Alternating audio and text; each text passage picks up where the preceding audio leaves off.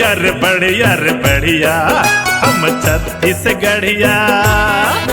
अरे बढ़िया रे बढ़िया रे बढ़िया हम छत्तीसगढ़िया।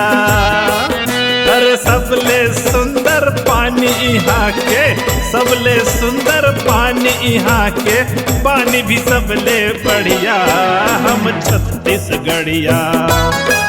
हम छत्तीसगढ़िया हम सबले बढ़िया।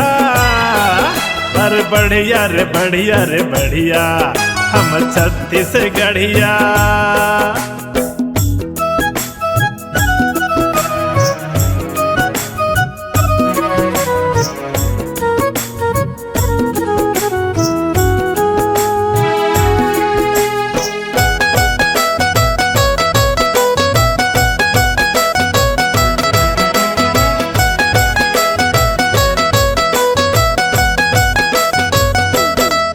हर 6 एकड़ के खेती तब जाथन जम्मू।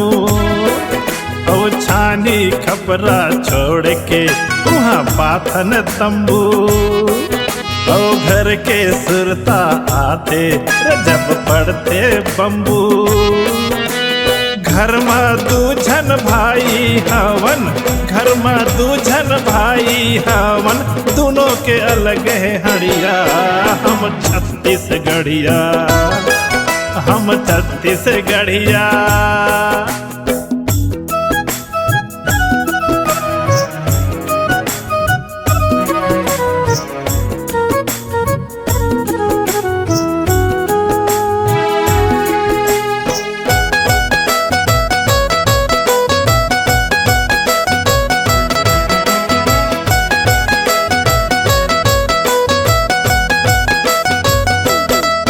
हर काम बुता के पहले हम करथन मंजन।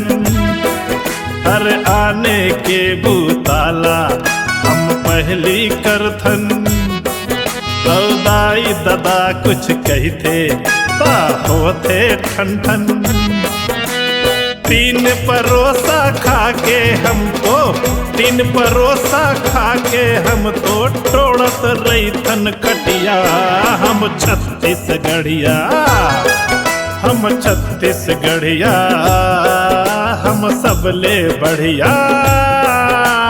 बढ़िया रे बढ़िया रे बढ़िया हम छत्तीसगढ़िया।